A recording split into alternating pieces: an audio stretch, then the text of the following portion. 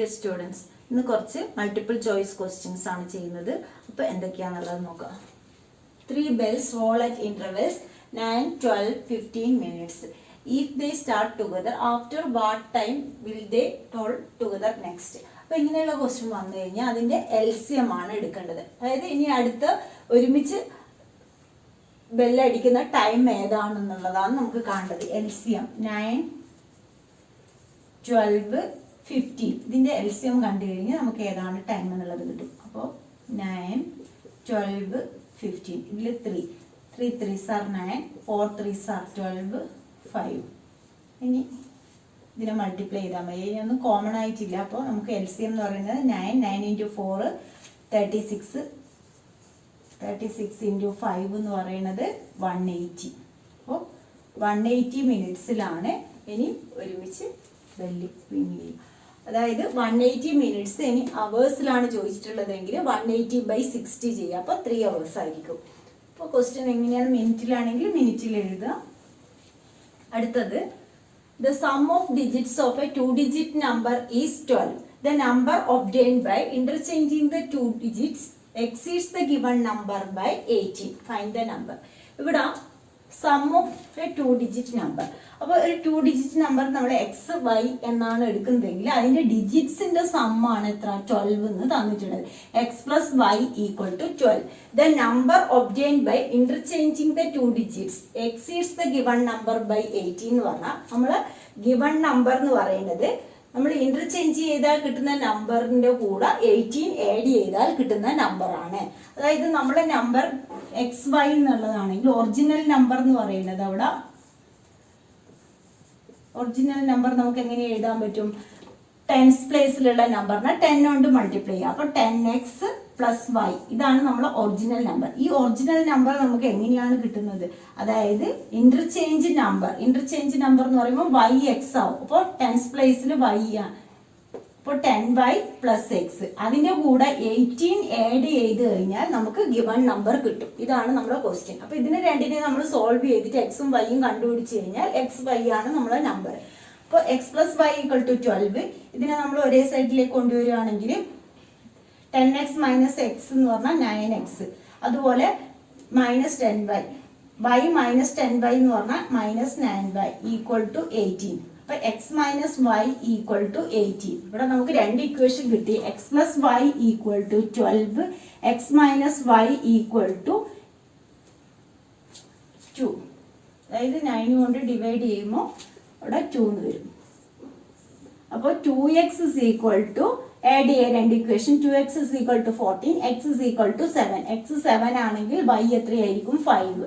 അപ്പോൾ നമ്മുടെ ആൻസർ എന്ന് പറയുന്നത് 75 ആണ്. ഇനി ഇത് ഇങ്ങനെയല്ലെങ്കിൽ അതായത് നമുക്ക് വേറൊരു രീതിയിൽ ചെയ്യാം. അതായത് 2-digit നമ്പറിന്റെ സം അതായത് ഡിജിറ്റ്സ് ആഡ് ചെയ്താൽ 12 ആണ് കിട്ടുക എന്ന് പറഞ്ഞു. അപ്പോൾ നമുക്ക് ഓപ്ഷനിൽ ഇത് രണ്ടും മാത്രമേ നമുക്ക് ഡിജിറ്റ്സ് ആഡ് ചെയ്താൽ 12 വരുള്ളൂ.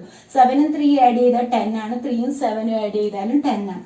അപ്പോൾ ഇതിൽ രണ്ടിൽ ഏതെങ്കിലും ഒന്നാ വരിക. അപ്പോൾ അതിൽ നമുക്ക് തന്നിരിക്കുന്ന അടുത്ത കണ്ടീഷൻ നോക്കുക. അത് number obtained by interchanging the 2 digits. അപ്പോൾ ആ നമ്മളെ നമ്പർ 75 ആണെങ്കിൽ അതിന് ഇന്റർചേഞ്ച് ചെയ്യുമ്പോൾ 57 ആയിരിക്കും. ആ 57ന്റെ കൂടെ 18 ആഡ് ചെയ്ത് കഴിഞ്ഞാൽ നമുക്ക് 75 കിട്ടുന്നുണ്ടെങ്കിൽ നമ്മളെ ആൻസർ 75 ആയിരിക്കും. അപ്പോൾ അങ്ങനെയും വേണമെങ്കിൽ കണ്ടുപിടിക്കുക, അല്ലെങ്കിൽ ഇതുപോലെ സോൾവ് ചെയ്തിട്ട് കണ്ടുപിടിക്കുക. അപ്പോൾ നമ്മളെ ആൻസർ എന്ന് പറയുന്നത് 75. അടുത്തത്, if x is equal to sin 60 cos 30 minus cos 60 sin 30. അപ്പോൾ x is equal to sin 60 ഇവിടെ വാല്യൂ സബ്സ്റ്റിറ്റ്യൂട്ട് ചെയ്യുന്നുണ്ട്. sin 60 എന്ന് പറയുന്നത് √3/2, cos 30 എന്ന് പറയുന്നതും √3/2 മൈനസ് cos 60 എന്ന് പറയുന്നത് 1/2, sin 30 എന്ന് പറയുന്നത് 1/2. അപ്പോൾ 3/4 മൈനസ് 1/4 എന്ന് പറഞ്ഞു കഴിഞ്ഞാൽ 2/4, ദാറ്റ് ഈസ് ഈക്വൽ ടു 1/2. അപ്പോൾ നമ്മുടെ ആൻസർ 1/2. അടുത്തത് 5/x minus 1 plus 1/y minus 2 equal to 2, 6/x minus 1 minus 3/y minus 2 equal to 1, find y minus x. അപ്പോൾ ഇവിടെ നമുക്ക് ലീനിയർ ഇക്വേഷൻ ആണ്. അതിൽ 1/x minus 1 എന്ന് പറഞ്ഞാൽ നമ്മൾ എന്ത് ചെയ്യും? Let 1/x minus 1 equal to p, 1/y minus 2 equal to q എന്ന് എടുക്കുക. അപ്പോൾ നമ്മളെ ഇക്വേഷൻ എങ്ങനെയായി മാറും? 5p plus q equal to 2 first equation. Second equation 6p minus 3q equal to 1. അപ്പോൾ ഇങ്ങനെയാണ് നമുക്ക് രണ്ട് ഇക്വേഷൻ കിട്ടിയിട്ടുള്ളത്.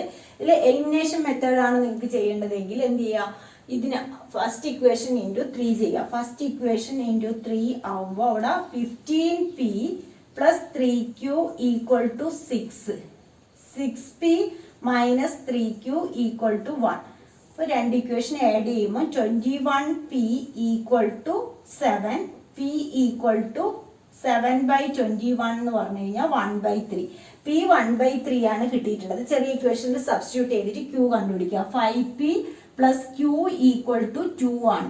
അപ്പോൾ അതിൽ നമ്മൾ പിന്റെ വാല്യൂ സബ്സ്റ്റിറ്റ്യൂട്ട് ചെയ്യുമ്പോൾ 5/3 plus q equal to 2, q equal to 2 minus 5/3. അപ്പോൾ എന്ത് വരും, 6 minus 5/3 that is equal to 1/3.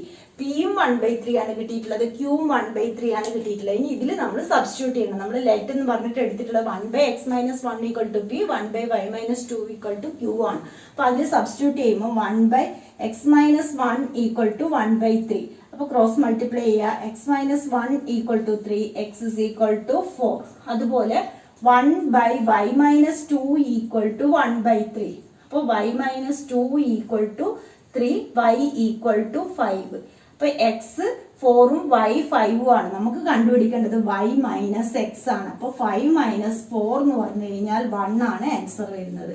അപ്പോൾ 1. അടുത്തത് find the smallest number divided by the numbers 2 to 9.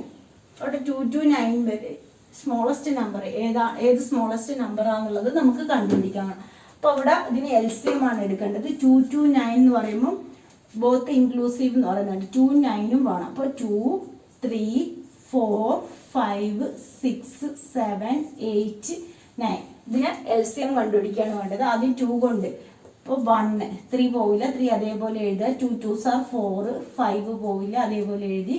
2 3s are 6, 7 4 2s are 8, ഇവിടെ 9. അടുത്തത് നമ്മൾ 3 കൊണ്ട് ഡിവൈഡ് ചെയ്യുന്നു. 3 കൊണ്ടാവുമ്പോൾ 1 1 2 അതേപോലെ എടുത്തെഴുതുക, 5 അതേപോലെ എടുത്തെഴുതുക, 1 7 4 3. അടുത്തത് 2 കൊണ്ടാണെങ്കിൽ 1 1 1 5 1 7 2 3. ഇതിനെ മൾട്ടിപ്ലൈ ചെയ്ത് കഴിഞ്ഞാൽ കിട്ടുന്നതായിരിക്കും നമ്മുടെ നമ്പർ.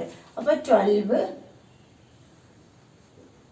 12 12ഉം 10 രണ്ടും മൾട്ടിപ്ലൈ ചെയ്താൽ 10 120 120 ഇൻറ്റു 21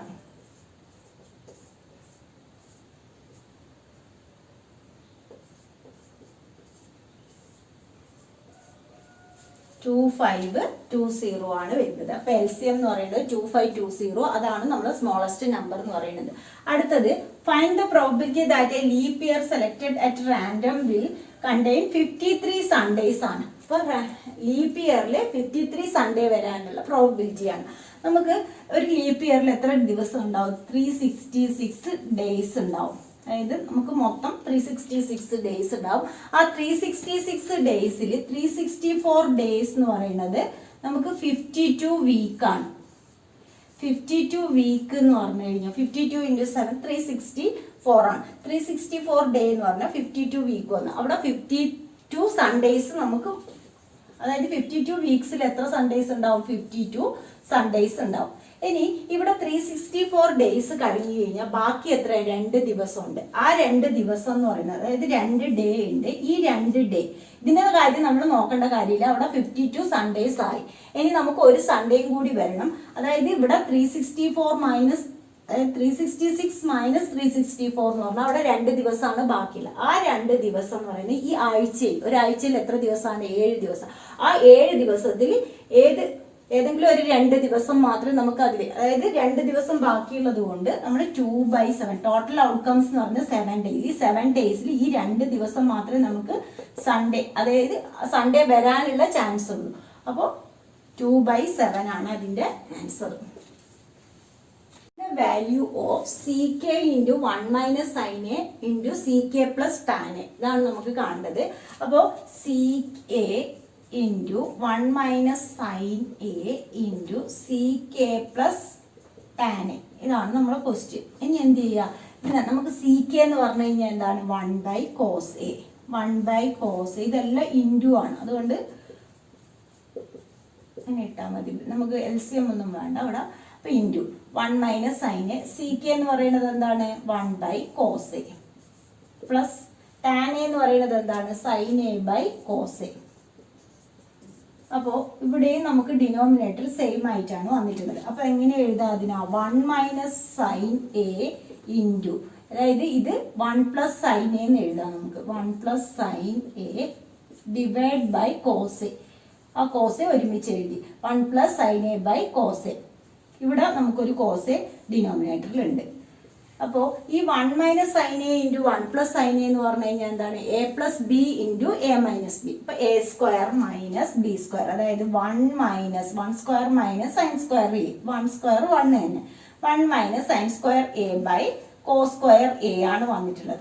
അപ്പൊ ഇങ്ങനെ കിട്ടിക്കഴിഞ്ഞാൽ നമ്മൾ ഓർക്കുന്ന ഐഡന്റിറ്റി 1 - sin² A എന്താണ് cos² A ആണ്. അപ്പൊ cos² A/cos² A ആണുള്ളത്. അപ്പൊ എന്തായിരിക്കും ആൻസർ ഈക്വൽ ടു 1. അടുത്തത് the probability that it will rain tomorrow is 0.85. അവിടെ നമുക്ക് will not rain tomorrow ആണ് വേണ്ടത്. അപ്പൊ അങ്ങനെയുള്ള ക്വസ്റ്റ്യൻ വരുമ്പോൾ നമ്മൾ P of E plus P of E dash, probability of an event plus probability of not an event equal to 1 ആണ്. അപ്പോൾ നമുക്ക് നോട്ട് ആൻ ഇവന്റ് ആണ് കാണേണ്ടത്. Equal to 1 - probability of an event എത്രയാണ് 0.85. അപ്പോൾ 1 എന്ന് 0.85 മൈനസ് ചെയ്യുക. അപ്പോൾ 5 ഇവിടെ 9 ആവുമ്പോൾ നമുക്ക് എത്രയാ 1.15. അപ്പോൾ അതിൻ്റെ ആൻസർ എന്ന് പറയുന്നത് 0.15. ഇനി അടുത്തത് 3 consecutive vertices of a parallelogram നമുക്ക് തന്നിട്ടുണ്ട്. പാരലോഗ്രാമിന്റെ 3 വെർട്ടിസസ് തന്നിട്ടുണ്ട്. 4ാമത്തെ വെർട്ടിസസ് ആണ് കാണേണ്ടത്. അപ്പോൾ ആദ്യം ഒരു പാരലോഗ്രാം വരയ്ക്കാം. അപ്പൊ ഇതിന്റെ ABCD ഇതാണ് വെർട്ടിസസ്. നമുക്ക് 2 ഡയഗണൽസ് ഉണ്ട്. അപ്പൊ ഡയഗണൽസ് ഇന്റർസെക്ട് ചെയ്യും. ഈ പോയിന്റ് എന്ന് പറയുന്നത് രണ്ടിലും ഈക്വൽ ആയിരിക്കും. അപ്പോൾ A എന്ന് പറയുന്നത് -2, -1, B എന്ന് പറയുന്നത് 1, 0, C എന്ന് പറയുന്നത് 4, 3. നമുക്ക് D ആണ് കാണേണ്ടത്. അതിന് X, Y എന്ന് എടുത്തു.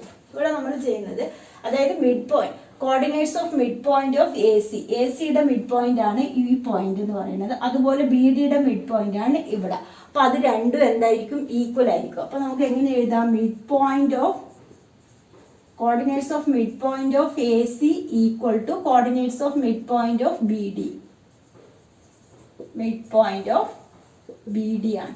അപ്പോൾ ഇത് രണ്ടും ഈക്വൽ ആവുമ്പോൾ നമുക്ക് മിഡ് പോയിന്റ് ഫോർമുല യൂസ് ചെയ്യാം. എന്താണ് mid point formula? x1 + x2 divide by 2, y1 + y2 divide by 2. അപ്പോൾ നമ്മുടെ മിഡ് പോയിന്റ് ഫോർമുല എന്ന് പറയുന്നത് x1 + x2 divide by 2, y1 + y2 divide by 2.